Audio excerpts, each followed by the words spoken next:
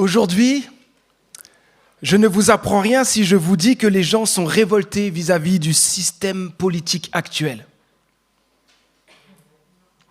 La pandémie n'a pas du tout aidé, car plusieurs ont ressenti comme une invasion de l'État dans nos vies privées, avec le confinement, l'appli anti-Covid, les vaccins obligatoires. Toutes ces choses ont déstabilisé, amené beaucoup de confusion, généré énormément de peur. Les réseaux sociaux n'ont pas non plus aidé dans cette période avec tellement de fake news. On se demande comment des personnes seules dans leur coin qui arrivent à mettre une vidéo sur Internet peuvent avoir autant de likes et autant de vues et peuvent être autant applaudis des foules alors que qui sont ces personnes? On ne sait pas. Fake news, plein. De nombreuses personnes sur Internet poussent à un très mauvais rapport à l'autorité. Pour nous chrétiens, nous voyons bien aussi que plusieurs décisions prises par le gouvernement sont contraires à l'éthique biblique. On observe petit à petit une certaine perte de liberté d'enseigner la parole de Dieu sur quelques sujets, car des pasteurs, églises ou associations chrétiennes ont été attaqués par les médias. Et dans différents pays occidentaux, ils ont été attaqués en justice à cause de propos bibliques prêchés qui vont à l'encontre de la tendance actuelle. Autre chose, de manière générale, les citoyens ont des préjugés envers les autorités civiles. Et puis, nous, chrétiens, nous ne sommes pas à l'abri d'avoir une perception des autorités qui vient plus de la culture de notre pays que de la Bible. J'aimerais donc répondre à une question importante. Quel rapport doit avoir le chrétien envers les autorités? Faut-il juste affirmer haut et fort? Nous devons obéir à Dieu plutôt qu'aux hommes. Obéir à Dieu, n'est-ce pas aussi se soumettre aux autorités? Jésus n'a-t-il pas dit « Rendez à César ce qui appartient à César » en Luc 20, verset 25. Il a dit certainement pour que nous remplissions nos obligations envers les gouvernements humains. Par cette réponse simple et équilibrée, Jésus refusait toute révolte des Juifs contre Rome. Et par là, toute forme de révolte et de violence envers l'autorité. Mais que faire quand ce qu'elles font, les autorités, est injuste et contraire à nos valeurs? Que faire? Prenons un temps maintenant pour comprendre ce que la Bible dit du rapport que doit avoir le chrétien envers les autorités. Et pour aller plus loin, nous verrons ce que dit la Bible aux croyants qui est à la fois citoyen du royaume de Dieu et citoyen de son pays. Quel rapport doit avoir le chrétien envers les autorités? Premièrement, se soumettre. C'est pas un moment où tout le monde applaudit, hein? Se soumettre. Romains chapitre 13, versets 1 à 2, c'est la Bible qui le dit. L'apôtre Paul a dit ceci. Donc Romains 13, versets 1 à 2. Que tout homme se soumette aux autorités supérieures, car il n'y a pas d'autorité qui ne vienne de Dieu, et celles qui existent ont été instituées par Dieu. Verset 2. C'est pourquoi celui qui s'oppose à l'autorité lutte contre une disposition établie par Dieu. Et ceux qui sont engagés dans une telle lutte recevront le châtiment qu'ils se seront attirés. Fin de citation. Ce texte est écrit par Paul, un apôtre. Je rappelle que Paul avait rencontré Jésus-Christ alors qu'il persécutait l'Église de Dieu. Après cette rencontre extraordinaire, il s'est repenti de ses fautes et a donné toute sa vie à Dieu. Dieu l'a appelé à parler de sa part et à dire à tous que par Jésus-Christ, mort et ressuscité, nous pouvons recevoir le pardon des péchés et la vie éternelle. Paul écrit aux chrétiens de Rome pour les encourager. Mais ce qu'il écrit est encore bien valable pour nous aujourd'hui, la soumission aux autorités. Dieu veut que nous nous soumettions aux autorités politiques. Pourquoi ? Bonne question. Je pense que Paul plutôt donne 3 raisons dans notre texte. Première raison, Dieu veut que les chrétiens et tout être humain se soumettent aux autorités parce qu'elles viennent de lui. Elles viennent de Dieu. Dieu qui règne sur les présidents, les magistrats, les maires, a décidé de les mettre en place pour le bien de la société. C'est une bonne chose. Ils existent parce que Dieu l'a voulu et ils sont, sans s'en rendre compte, à son service, au service de Dieu. Il est important de souligner que dans toute société ordonnée, il faut des autorités et la soumission à celles-ci. Autrement, l'anarchie règne et la vie devient impossible. N'importe quel gouvernement vaut mieux qu'aucun gouvernement. Juste de savoir qu'une société sans gouvernement produirait le désordre et le chaos le plus absolu devrait nous pousser à être reconnaissants pour nos autorités, même si elles sont imparfaites. Imaginez une société sans loi, où le viol, les enlèvements, les vols avec violence ne sont pas réprimandés. Ce serait effrayant, n'est-ce pas ? On peut penser à Haïti. On peut penser à la Libye et bien d'autres pays. Que notre Dieu secourt ces pays qui ont tant besoin de son aide. J'ai entendu dernièrement plusieurs personnes se réjouir du gouvernement français, des impôts, oui, et de tous les services qui en découlent pour le bien commun, comme la police, les pompiers, les services hospitaliers que nous avons. Pourquoi ? Parce qu'elles n'ont pas tous ces privilèges dans leur propre pays, leur pays d'origine, où la violence n'est pas stoppée par les autorités, et où les maladies ne sont pas prises en charge et guéries à cause d'un grand manque d'aide et de soins.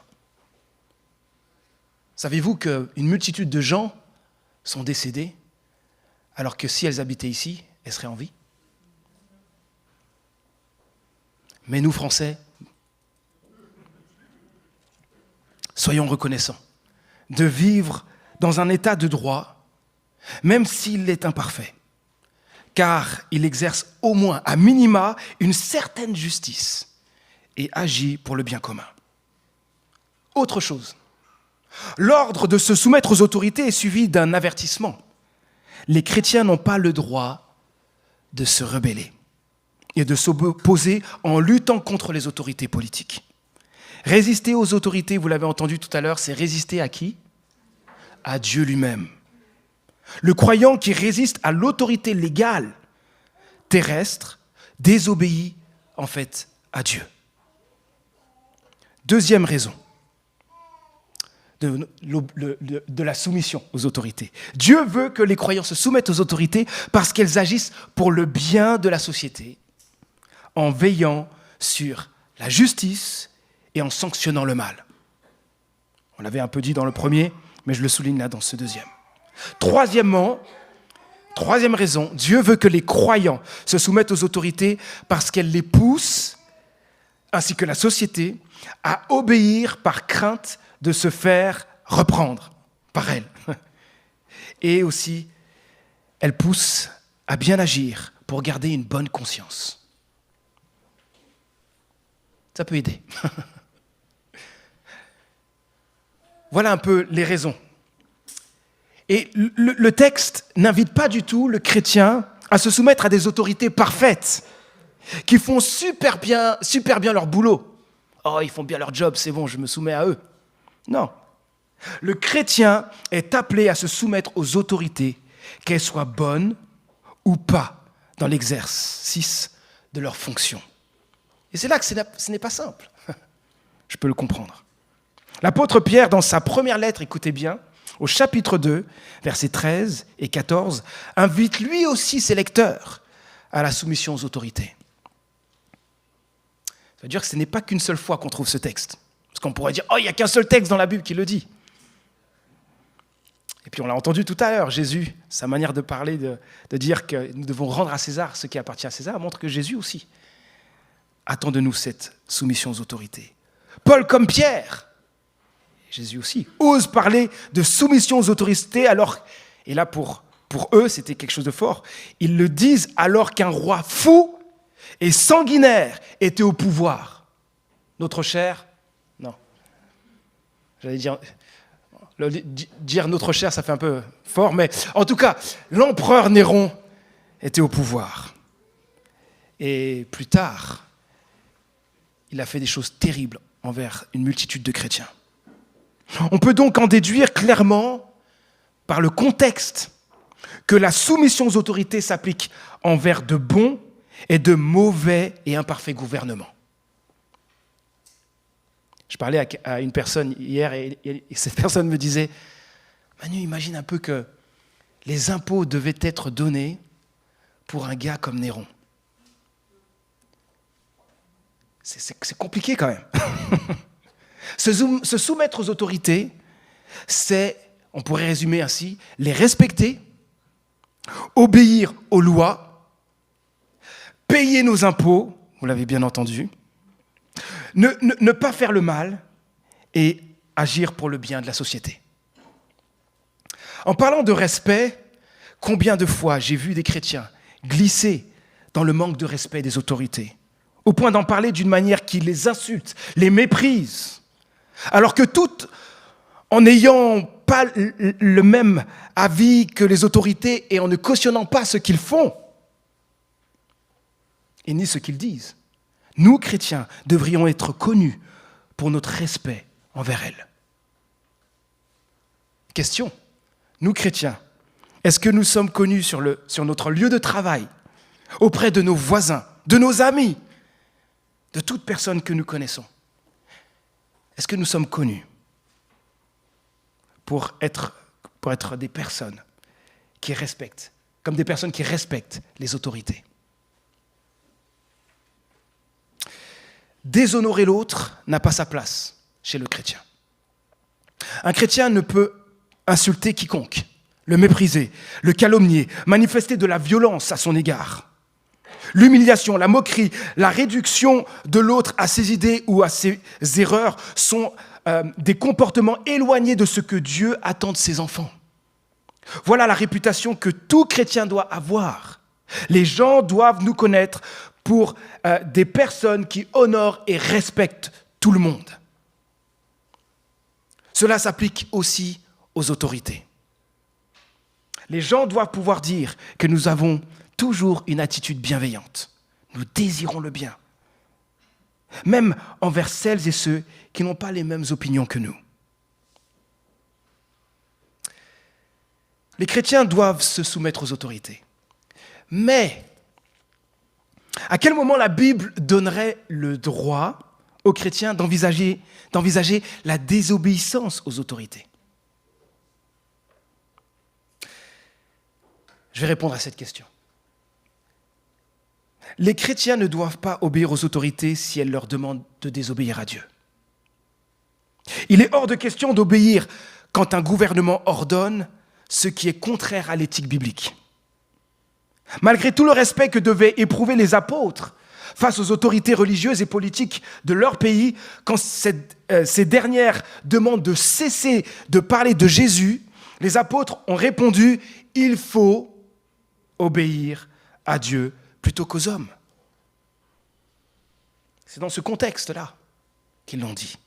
Ces hommes ont dit leur devoir d'annoncer l'Évangile, cette bonne nouvelle de Jésus-Christ. Même si les autorités politiques refusaient l'annonce de ce message, les apôtres ne se sont pas arrêtés. Il est important de souligner quelque chose là. Les apôtres n'ont jamais annoncé l'Évangile par la force, par la violence, ni en faisant du prosélytisme, ni en manquant de respect aux autorités.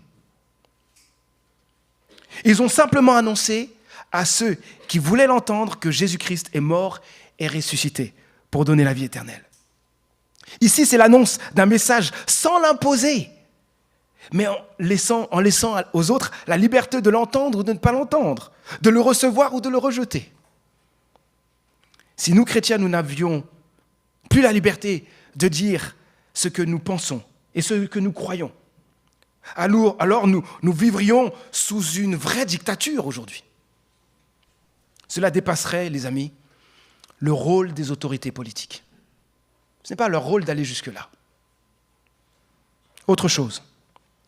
Si un gouvernement ordonne de commettre des actes de violence contre des populations, de livrer une population à l'emprisonnement, de dépouiller les biens d'une ethnie ou d'agir contrairement à notre conscience, le chrétien est tenu par une loi supérieure, celle de Dieu. Il doit désobéir. Cela ne veut pas dire qu'il impose son point de vue aux autres ou qu'il se lance dans un militantisme contre la position de l'autorité. Mais il use de sa liberté de conscience, quitte à payer les conséquences de sa désobéissance.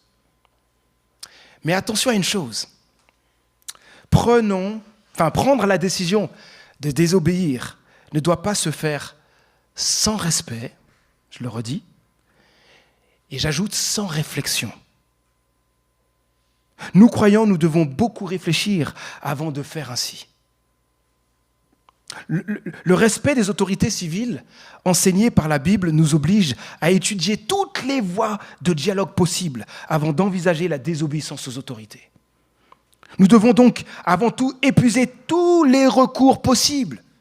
Envoyer un courrier, dialoguer avec les autorités, signer une pétition, etc. Notre désir, ce n'est pas de désobéir, c'est de nous soumettre aux autorités. Ça, c'est le cadre que Dieu nous donne. Et nous voulons tout faire pour aller dans cette direction. Vous voyez ? Si les autorités ensuite dépassent les lois, nous devons aussi faire appel à la justice. Nous devons aussi en discuter avec plusieurs églises du pays, si d'un coup ça devient quelque chose de fort. Donc trouver un consensus collectif et pas prendre une initiative locale, comme si d'un coup, nous, Église d'Ozor, on a décidé et on va désobéir à l'autorité, et puis on fait ça dans notre coin, ou quelqu'un tout seul fait ça dans son coin. On va prendre un temps pour réfléchir ensemble, demander la sagesse de Dieu, prier, prendre un temps d'écoute de Dieu, et puis prendre un temps avec nos frères et sœurs dans la foi, être plusieurs églises dans le pays pour voir mais qu'est-ce qu'on peut faire, parce que nous désirons nous soumettre aux autorités. Mais là, nous sommes dans une situation compliquée. Et donc, nous prenons le temps de réfléchir. Quel rapport doit avoir le chrétien envers les autorités ? Deuxième point, prier pour elles. Prier pour elles. Ce n'est pas rien ce qui est ici. C'est un gros point. 1 Timothée 2, versets 1 à 4, l'apôtre Paul a dit ceci. « Je recommande en tout premier lieu, que l'on adresse à Dieu des demandes, des prières, des supplications et des remerciements pour tous les hommes. Que l'on prie pour les rois et pour tous ceux qui sont au pouvoir. » Et regardez la suite, afin que nous puissions mener à l'abri de toute violence et dans la paix, une vie qui exprime dans tous ses aspects notre piété et qui commande le respect. Voilà ce qui est bien devant Dieu, notre Sauveur, ce qu'il approuve. Pourquoi ? Car il veut que tous les hommes soient sauvés et parviennent à la connaissance de la vérité. Fin de citation. Dans ce texte, Dieu veut que les croyants prient pour tout le monde et aussi pour les autorités politiques. Le verset 8, que je n'ai pas cité, précise que nous devons prier avec les mains pures, c'est-à-dire pureté de cœur. Cela veut dire aussi que nous ne devons pas prier avec colère ni esprit de dispute. Le sujet de la politique est très souvent source de colère et de dispute. Mais le texte nous défend d'aller dans cette direction. C'est l'amour et notre désir de voir le bien se manifester qui doivent nous conduire, nous pousser à prier pour les autorités. Quel est le but de cette prière pour les autorités ? Je redis le verset 2. afin que nous puissions mener à l'abri de toute violence et dans la paix une vie qui exprime dans tous ses aspects notre piété et qui commande le respect. Vous avez remarqué ? Paul demande que l'Église prie pour la liberté de conscience, pour qu'on puisse être dans une société dans laquelle on est libre de croire, tout simplement. Il y a la suite, au verset 4, on l'a dit tout à l'heure, c'est le pourquoi du texte. Car il veut que tous les hommes soient sauvés et parviennent à la connaissance de la vérité. Paul est très clair ici. Il est tellement plus facile de partager notre foi dans un pays où la vie est paisible, n'est-ce pas ? Où la spiritualité est respectée, où l'État garantit la liberté de conscience. Nous devons donc prier pour cela. Aujourd'hui, en France, il nous faut prier pour que cela soit maintenu. Des choses arrivent et peuvent faire peur. Et donc, prions vraiment pour que la liberté de conscience continue à être maintenue en France. Personnellement, je suis triste devant ce texte.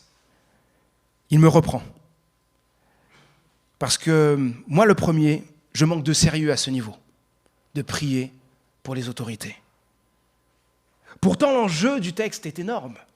Prier pour la paix, pour la liberté de conscience, qui permet que plusieurs puissent entendre parler de Jésus. Apprenons, mes amis, à prier. Respectons nos autorités, même si elles ne nous plaisent pas dans leur choix. Dieu ne nous appelle pas à passer notre temps à les critiquer, mais remplaçons la critique par la prière. Par la prière. Dans le livre « L'Évangile et le citoyen », Florent Varac écrit « Prions pour que la France reste tolérante. Prions pour les présidents et les ministres, les maires et les députés. Prions pour que le vivre ensemble dans la diversité des croyances demeure possible et que chacun ait le droit, non seulement de croire, mais d'échanger, de parler de ses convictions, paisiblement, sans crainte. » C'est bien dit. Fin de citation. Pour aller plus loin, comme je vous ai dit, nous allons répondre à une autre question. J'aurai juste 2 points sur cette question. Quel est le rôle du chrétien qui est à la fois citoyen du royaume de Dieu et citoyen de son pays ? La Bible dit dans 1 Pierre chapitre 2 verset 11, « Mes chers amis, en parlant aux chrétiens, vous êtes dans ce monde comme des résidents temporaires, des hôtes de passage. » C'est comme si on est à la maison, et puis on a encore nos bagages qui sont là, on attend de partir. On est là pour un temps. Mes amis, la citoyenneté réelle et permanente des chrétiens est la nouvelle terre qui nous attend. Le paradis de Dieu. Si nous, chrétiens, ne perdons pas de vue que nous sommes les citoyens, des citoyens de ce royaume-là, du royaume de Dieu, cela nous amènera à ne pas donner une place trop importante à la politique. La société veut nous pousser à parler de politique comme si c'était l'ultime but dans la vie, comme si toute notre vie en dépendait. Mais quand nous agissons comme des citoyens du ciel, les sujets politiques ont leur juste place dans l'Église. Et nous pouvons en parler entre frères et sœurs dans le calme et dans un climat de respect. En tant que citoyens du ciel, nous comprenons que nous ne sommes pas appelés à régner sur le monde. On doit chercher à avoir un chef politique, non. Prendre le pouvoir politique, non. Et ni passer notre temps à revendiquer nos droits, comme plusieurs le font. Et pourquoi ? Tout simplement parce que nous attendons notre Seigneur et Sauveur Jésus-Christ et la cité céleste que nous vivrons pour l'éternité. Quel est le rôle des chrétiens qui est à la fois citoyen du ciel, donc du royaume de Dieu, et citoyen de son pays? Premier point, faire le bien. Faire le bien. L'accent du chrétien en tant que citoyen du ciel et de la terre est avant tout de faire le bien. 1 Pierre chapitre 2 versets 12 à 17. Alors, il est très long, donc j'ai pris juste quelques versets.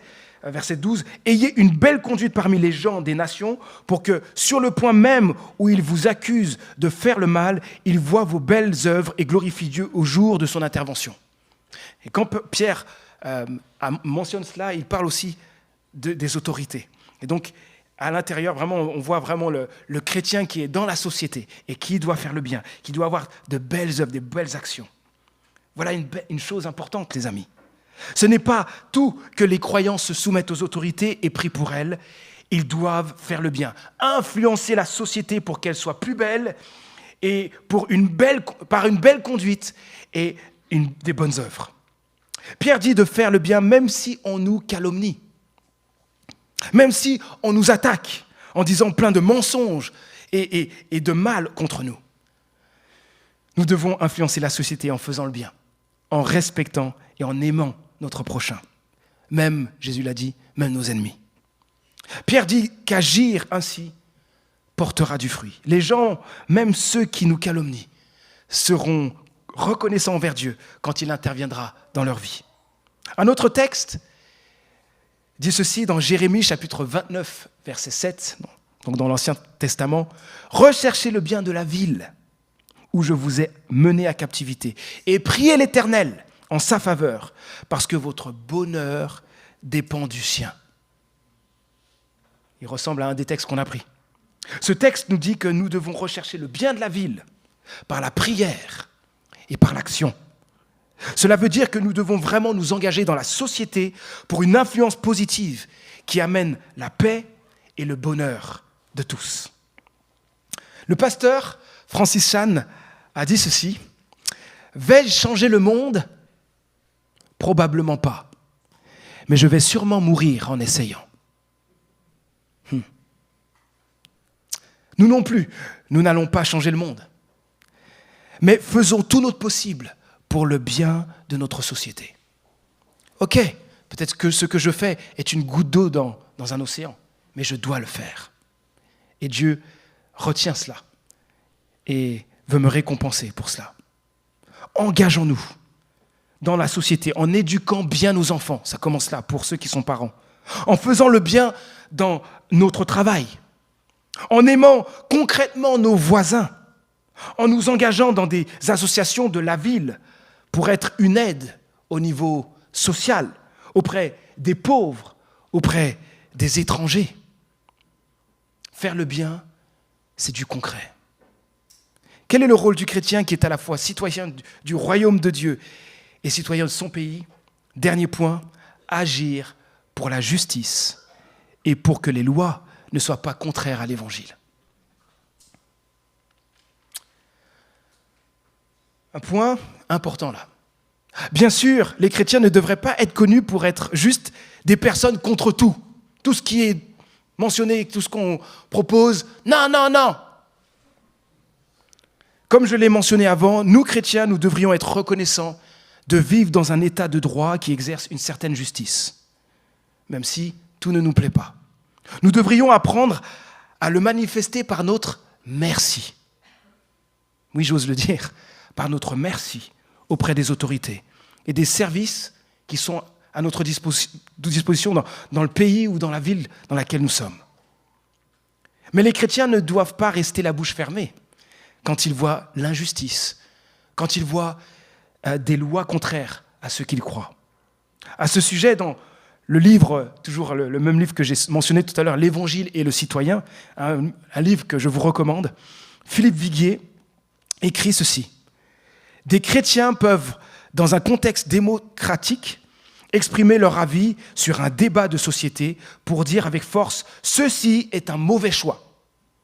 Des citoyens chrétiens ont toute légitimité à manifester s'ils estiment le sujet important et à interpeller la conscience de leurs concitoyens sur les questions fondamentales telles que le clonage, l'euthanasie, l'eugénisme, l'avortement, le mariage. En tant que citoyens imprégnés de la pensée du Christ, il est légitime que certains parlent et disent ce qu'ils croient. Faut-il manifester à propos de toutes les difficultés de la société? Je ne crois pas. Faut-il manifester contre une loi en passe d'être adoptée? Avec les bonnes motivations et un juste équilibre? pourquoi pas?